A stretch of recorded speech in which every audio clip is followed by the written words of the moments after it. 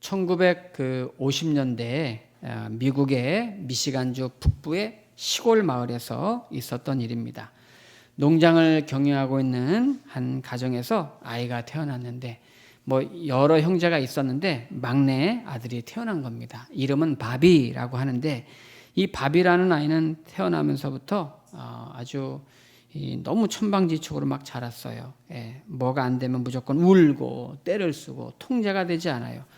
통 남의 말을 듣지 않고 뭐라고 하면 말대꾸하고 뭐든지 자극하고 싶은 대로 고집대로 막 합니다. 어느 날 시골 마을이니까 아이들이 놀기에는 기구가 없어요. 이제 농기구만 있는 거죠. 근데 집에 여러 농사 기구가 있었는데 그거 갖고 삽 갖고 곡괭이 갖고 막 그냥 장난치고 노는 거예요. 근데 어느 날 이 아이가 그게 굉장히 날카롭고 위험한 것들이 많은데 근처에 가지 마라, 근처에 오지 마라 그래도 통 말을 듣지 않아요. 근데 5살 되던 애 이 아이가 그 농기구 갖고 어떻게 막 놀다가 그게 잘못 찍혀가지고 큰 중상을 입었는데 피가 너무 많이 흘려가지고 목숨이 오락가락합니다. 1950년대 그것도 아주 시골 마을이기 때문에 구급차도 없고 병원도 없습니다. 가족들이 할 수 있는 일은 응급조치 일단 한 다음에 기도할 수밖에 없었어요. 그래서 가족들이 이웃을 불러서 그 막내 아들 이 바비를 위해서 삥 둘러서서 기도를 하는데 보통 우리나라 같으면 이럴 때 막 다 같이 막 합심 기도를 막 할 텐데 미국에서는 그렇게 기도하지 않고 그 아이를 놓고 이웃들이 둘러서서 한 사람씩 돌아가면서 바비를 위해서 기도했어요.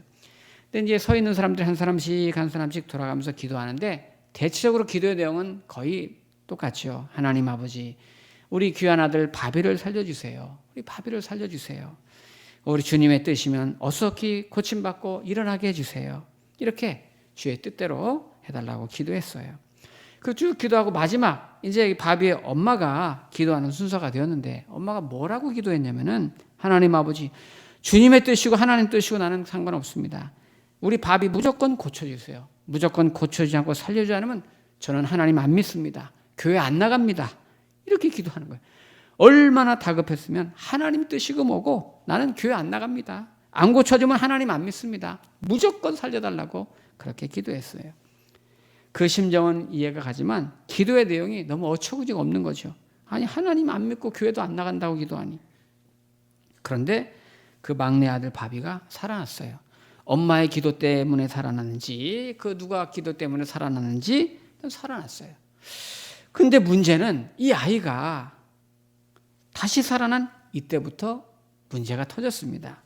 그 전에도 그렇게 짓궂고 말도 안 듣던 아이가 이후에는 그것이 더 심해져서 부모님의 말씀에는 절대 불순종하고 그 학교도 무단결석하다가 결국에는 학교에서 폭력을 행하고 폭행을 해가지고 경찰에 붙들려가고 제적을 당하고 기물을 파괴하고 동네 만나는 사람들마다 아주 괴롭히고 또 좀도둑질을 아주 자행하고 이 아이가 청소년기 되면서 일찍 술을 배우고 담배를 배우기 시작했고 청년이 되어서는 동네 주민들을 괴롭혀서 돈을 빼앗고 훔치면서 마약을 하기 시작했어요. 그리고 성인이 되어서도 이 버릇을 끊지 못해가지고 많은 사람들을 폭행하고 심지어 부모님까지 폭행하고 재산도 빼앗아 다 날려버리고 평생 이렇게 강도와 마약으로 감옥문을 들락거리다가 인생을 마감하게 됐습니다. 이 바비라는 사람이. 우리가 여기서 이제 한 가지 생각해 볼 것이 있습니다. 바비의 엄마가 바비를 위해서 막무가내로 기도했어요. 주님의 뜻이고 뭐고 무조건 살려내십시오. 그렇지 않으면 난 교회 안 나갑니다. 과연 그렇게 기도한 것이 독이 되었을까? 화기 되었을까? 차라리 그때 그 엄마의 기도가 응답이 안 되는 게 좋지 않았을까? 또 엄마가 그때 기도할 때 혹시 이렇게 하나님 아버지, 저는 아들을 잃어버리고 싶지 않아요. 제발 아들을 살려주세요. 그러나 하나님의 뜻이라면 정말 최선의 길로 나에게 분명히 인도하실 것을 저는 믿어요. 주님의 뜻대로 해주세요. 이렇게 기도했다면 과연 어떻게 응답이 됐을까? 우리는 보통 이제 우리가 크고 작은 어려움들과 고난과 고통스러운 일이 막 닥치면 우리는 무조건 다른 거 생각 안 하고 무조건 막 내 뜻만을 위해서 기도합니다. 이렇게 해줘야 됩니다. 이렇게 해줘야 됩니다. 다른 정황이 없어요. 무조건 그것만을 위해서 내 욕심을 위해서 내 기도만 무조건 하는 거죠. 하나님의 나를 향해 어떤 뜻이 있을까는 뭐 보지도 않아요. 그 내 뜻이 너무 간절할 때는 하나님의 뜻이 뭐 들려지지도 않고 바라보지도 않고 생각도 안 하게 되는 거죠. 그러다가 만약에 내 뜻이 이루어지면 다행인데 내 뜻이 이루어지지 않으면 거기서 영적으로 신앙적으로 충격을 받기도 하고 실망하기도 하고 흔들릴 때가 우리에게 많이 있어요. 그럼 우리는 어떻게 기도를 해야 되는 게 옳은가? 이제 그래서 기도의 가장 완벽한 모범이 되고 있는 예수님이 직접 가르쳐 주신 주기도가 있어요. 주기도. 우리가 보통 주기도문이라고 부르는 이 주기도가 있는데 예배 때마다 모임 때마다 우리가 주기도를 하죠. 근데 이제 한 가지 오해하지 말 것은 우리가 주기도라고 하는 것은 이 주기도문을 외울 때 이것이 무슨 원래회나 어떤 소모임이나 신방 가서 뭐를 마칠 때 고정적으로 정해진 그런 기도는 아니라는 거죠. 언제든지 때로는 예배 시작할 때 고백할 수도 있는 것이고 어떤 상황이든지 이 주기도는 필요한 것이기 때문에 그렇게 고정된 건 아니고 또 이 주기도는 우리가 앞으로 배우면 알지만 너무 엄청난 그런 기도인데 이걸 그냥 주문 외우듯이 생각 없이 그냥 들으면 안 된다는 거죠. 예수님이 가르친 가장 완벽하고 모범적인 기도 우리가 앞으로 주기도를 할 때는 뭐 언제든지 여러분 할 수도 있어요. 뭐 설거지 하다가도 할 수도 있는 거고 다만 간절하게 진실하게 해야 된다는 거죠. 주기도의 구조는 6개의 간구로 되어 있습니다. 오늘은 하늘에 계신 우리 아버지 하나님을 부르는 거 있고 그다음부터는 6개의 기도 간구가 나오는데 앞에 3개는 하나님께 대한 기도가 나오고 뒤에 3개는 인간에 필요한 뭐 일용할 양식을 주세요, 죄를 사하여 주세요 이런 식으로 인간에 필요한 간구가 이렇게 나와요. 그래서 앞으로 한 가지씩 이렇게 우리가 가려고 합니다. 주기도가 이제 성경에 마태복음 6장 오늘 여기도 나오고 누가복음 11장에도 나와요. 근데 약간 차이가 있는데 우리가 예배 때마다 드리는 이 주기도는 이 두 가지를 신학자들이 잘 합쳐서 정리해가지고 내놓은 겁니다. 그리고 이제 우리가 개역 개정판을 몇 년 전부터 성경 바뀐 거를 쓰면서 사도신경과 주기도문도 살짝 세번역처럼 이렇게 바뀌어져 있어요. 사실은 이제 찬송가나 이렇게 성경책 앞에 나오는 거 보시면은 바꿔져 있어요. 그래서 기존 교회들 중에서는 바꿔진 걸로 하는 교회들이 있습니다. 우리 교회도 이제 좀 뭐 기회 봐가지고 좀 몇 년 지나서 바꿀까 생각하고 있습니다. 자, 예수님이 가르쳐준 기도 중에 첫 번째 문장이 하늘에 계신 우리 아버지여인데 하나님 아버지가 어디에 계시냐면 하늘에 있다 이렇게 표현했어요. 일부러 표현한 거겠죠. 그 당시 히브리인들, 그 유대인들은 하늘에 대해서 3가지 개념을 갖고 있어요. 첫째 하늘, 둘째 하늘, 셋째 하늘.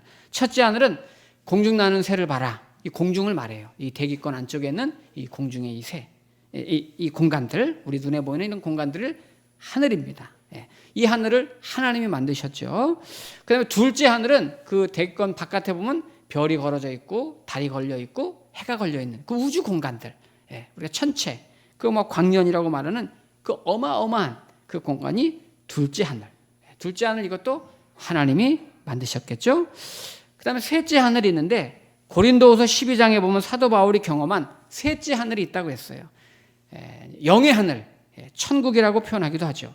바울은 그거를 보고 와가지고 얼마나 놀랍고 아름다웠는지 인간의 언어로는 표현할 수가 없다 이렇게 말했어요. 자, 그럼 이 세 종류의 하늘 중에 하나님은 어디에 계실까요?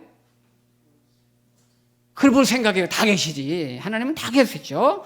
첫째 하늘도 계시고 둘째 하늘도 계시고 셋째 하늘도 계시고 다 계시는 겁니다. 하나님은 무소부지하시고 전지전능하시고 편지하시고 모든 걸 다 만드셨기 때문에 그래서 주기도문 원문에 보면 이 하늘이란 말이 복수로 돼 있어요.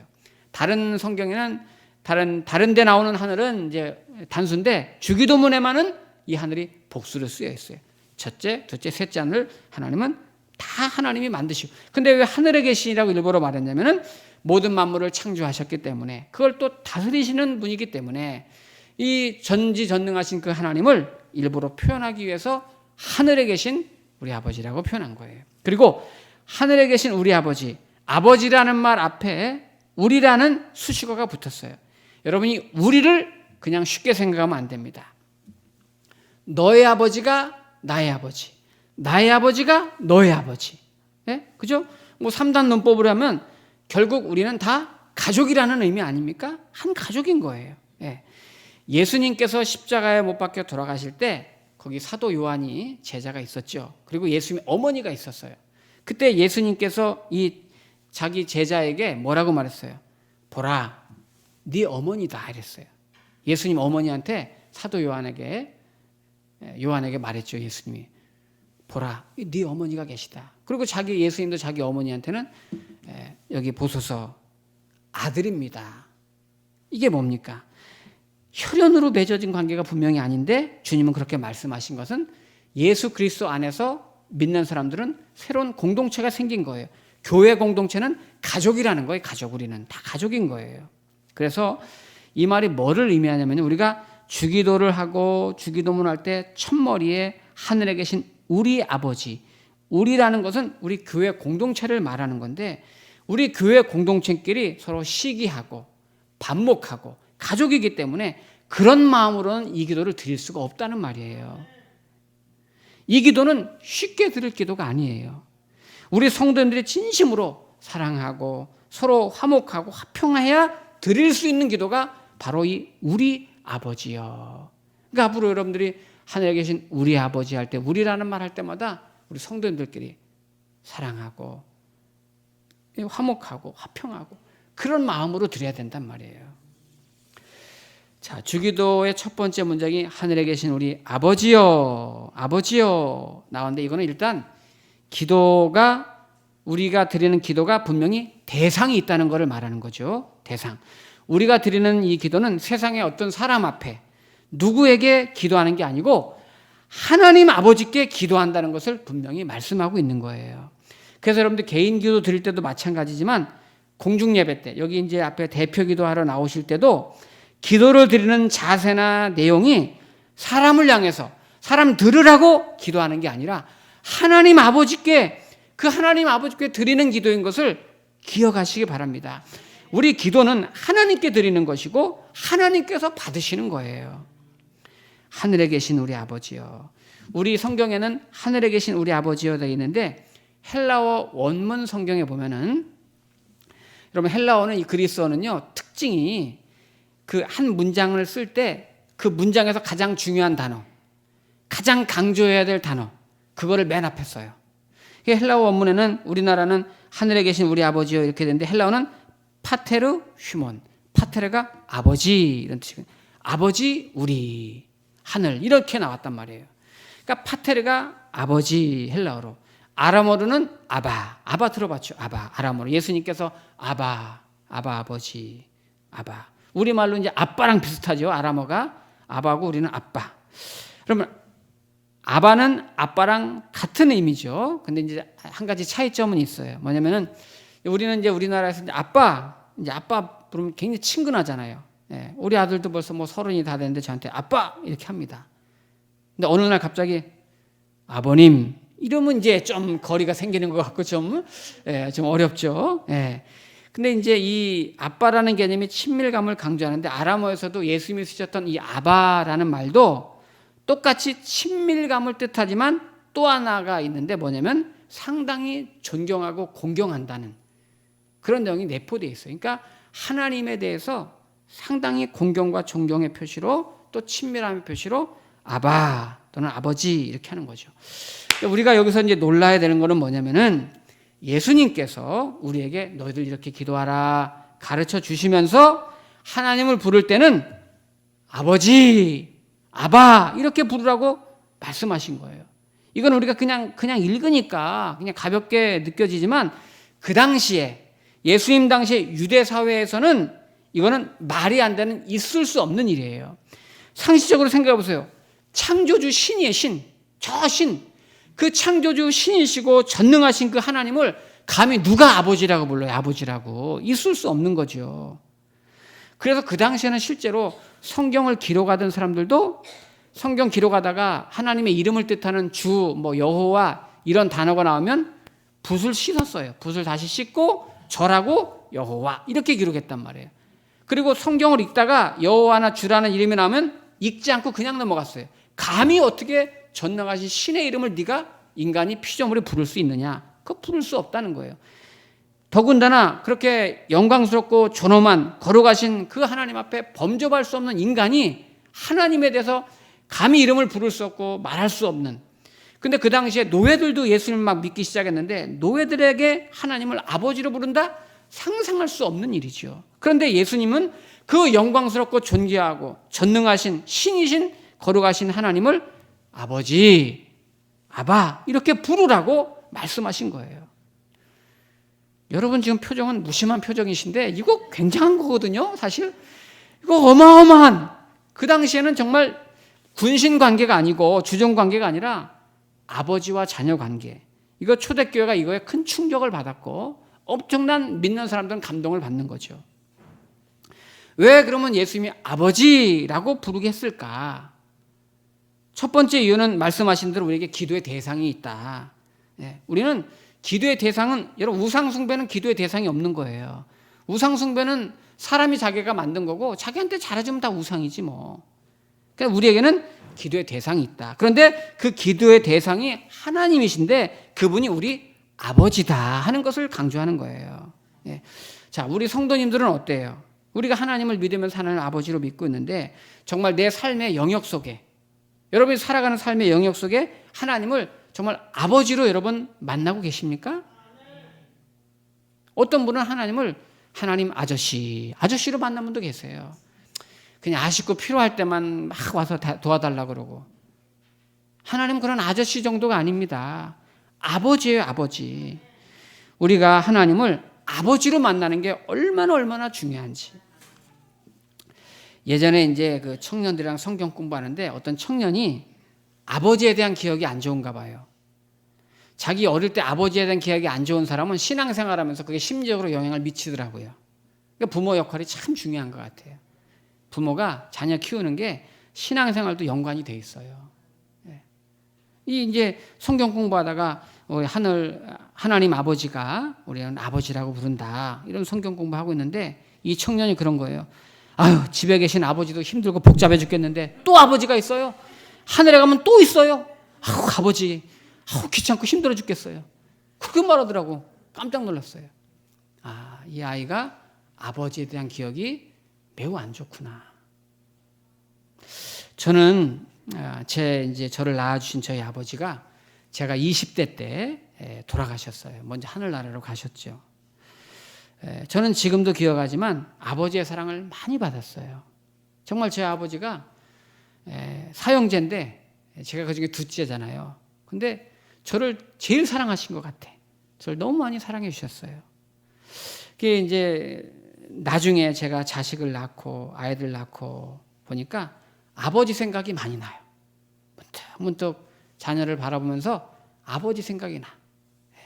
막 눈물도 나고 그래. 성도님 여러분들도 아버지가 지금 존재하고 계시다면 그게 얼마나 감사한지 몰라요. 그냥 존재하는 자체로서 얼마나 감사한지 몰라요. 부모님이 지금 곁에 혹시 아직 온기를 가지고 살아 계시다면 여러분 최선을 다하세요. 최선을 다하세요. 우리 아이들이 이제 초등학교 들어갈 때였는데 그때 한창 우리나라에 야구 붐이 불었어요. 야구 붐이 불었는데 이 아이가 야구 글러브를 사달라고, 글러브 사달라고 막 며칠 전부터 저러는 거예요. 시험이 얼마 안 남았는데 자꾸 사달라고 그래. 이제 우리 한 사람이랑 이렇게 사달라는데 좀 사주자. 이래가지고 이제 그 아이는 이제 시험 기간이니까 이제 놔두고 안 사람이랑 나랑 야구 글러브를 사러 갔어요. 갔는데 야구 글러브가 비싸더라고 또. 이게 전 몰랐어요. 그냥 실장갑 정도 되는 줄 알았더니 그게 아니요. 이게 비싸더라고. 비싸다. 근데 또 어떻게 글러브만 사? 또 공도 사줘야 되지. 그 주인이 그래. 글러브 사서 아무것도 못 한다는 거야. 주인이. 공이 있어야 놀죠. 그러는 거에서 생각해보니까 맞아. 공 주세요. 근데 방망이도 있어야 됩니다. 그러는 거야 또 주인이. 그래서 그 예상치도 안 했는데 그래서 그래요? 없으면 안 되나요? 그럼 어떻게 칩니까? 그러는 거에서 또 맞아. 그래서 그럼 방망이도 주세요. 그래가지고 그냥 세트로 사가지고 이제 집으로 왔는데 이게 지금 주면은 이제 시험이 바로 코앞인데 분명 갖고 나가서 놀 거란 말이에요. 그래서 시험 끝나면 며칠 있다 주자 이래가지고 차 트렁크에다가 딱 감춰놓고 이제 집에 들어갔어요. 집에 들어갔더니 친구랑 둘이 이제 거실에서 공부하고 있더라고요. 시험 공부. 시험 공부하고 있어요. 근데 저는 이제 시험 공부하고 있는 거 보면서 이제 안방에서 왔다 갔다 거실 지나 왔다 갔다 하는데 친구랑 제 아들이 둘이 뭐라고 막 쏘근쏘근 되는 거야. 근데 그게 제게 들렸어요. 하나가. 친구가 제 아들한테 그러는 거죠. 야, 너 글러브 샀냐? 그러니까 제 아들이 못 샀어. 일단 우리 아빠는 돈이 없어. 그리고 마음도 없는 것 같아. 제가 그 얘기를 들으니까 속으로는 당장 밑으로 내려가가지고 트렁크에 그 세트로 사놓은 거를 그냥 내가 바로 그냥 던져주고 싶었지만 그 시험 망칠까봐, 그렇잖아요. 망칠까봐 좀 기다렸어요. 여러분이 아버지의 마음은 더 사주고 싶어. 그리고 세트로 사주고 싶은 게 아버지 마음이에요. 근데 아이들은 어리니까 그 마음을 모르는 거예요. 모르는 거예요. 그런데 아이들이 이제 점점 자라면서 그 아이들이 아버지에 대한 지식이 생기고 그 마음을 알아가면서 아버지에 대한 신뢰와 믿음이 생겨나는 거잖아요. 저는 아이들 키우면서 깨닫는 것이 아마 우리 성도들도 같을 거예요. 사랑하는 자가 약자예요. 약자. 사랑하는 사람이 약자야. 하나님은 약점이 하나 있는데 우리를 너무너무 사랑하셔요. 그래서 우리한테 약하세요. 그러니까 우리가 기도하면 들어주시는 거예요. 하나님이 너무 우리한테 약자야. 우리를 너무 사랑하시니까 그냥 심지어 아들까지 그냥 다 내어주시면서 우리를 구원하시는 그런 사랑을 주시는 거예요. 그게 하나님이에요. 우리가 하늘에 계신 우리 아버지, 그 하나님, 못할 것이 없는 그 하나님을 내 아버지로 모시고 사는 게 최고의 축복 아닙니까? 사람 아버지는 나한테 해주고 싶은 마음은 있어도 못 해주지만 우리가 믿는 그 하나님은 다 해줄 수 있어요. 우리가 잘나서가 아니고 똑똑해서가 아니에요. 우리도 내 자녀보다 솔직히 내 자녀보다 더 잘나고 더 똑똑한 자녀들 많아요. 그러나 그래도 내 자녀가 내 자식이니까 내 자녀를 내가 사랑하고 주고 또 주고 또 주고 싶은 거예요. 예를 들어서 여러분 보세요. 우리 자식이 와서 뭐 좀 달라고 그러면 우리가 말로는 야 그거 안 돼 하면서도 손은 주머니로 들어가. 그렇지 않습니까? 너 맨날 그 속썩이고 말이야. 다음부터는 내가 절대 주나 봐라 하면서도 또 달라고 그러면 또 뭐 줘야지. 또 해줘야지. 그게 여러분 아버지의 마음이고 부모의 마음 아닐까? 아버지와 자식 관계는 그런 거예요. 우리 하나님 아버지의 마음이 그런 거예요. 내가 뭘 잘해서가 아니고 내가 실력이 있어서 내가 하나님 말씀 순종 잘하고 착해서가 아니라 하나님께 은혜를 입은 하나님의 자녀이기 때문에 그거 하나만으로도 우리는 하나님의 집에 와서 살 수 있고 예배드릴 수 있고 기도할 수 있는 거예요. 우리가 주기도를 할 때 그냥 외우듯이 이제부터 하지 말고 하나님 우리 아버지 부를 때 그 아버지 속에 감춰진 절절한 그 사랑이 막 내 가슴 속에 막 채워지고 묵상되고 또 하나님 아버지를 정말 내 아버지를 모신 우리라면 그 하나님을 내가 의지하고 의존하고 그렇게 내 모든 생각이나 이성 감정도 다 주님을 의지하세요.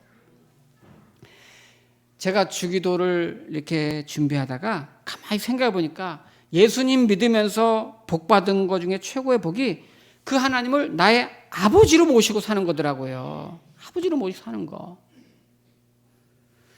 이제 우리가 하나님을 아버지, 하늘에 계신 우리 아버지 부를 때마다 아버지니까 내 기도를 반드시 들어주시는 분이라는 것을 믿으시고 그 사랑을 기억하며 그 사랑에 더욱더 의지하면서 믿음으로 주기도를 하시고 믿음으로 기도하는 삶을 살아가기를 축복합니다. 네, 우리 같이 기도하겠습니다.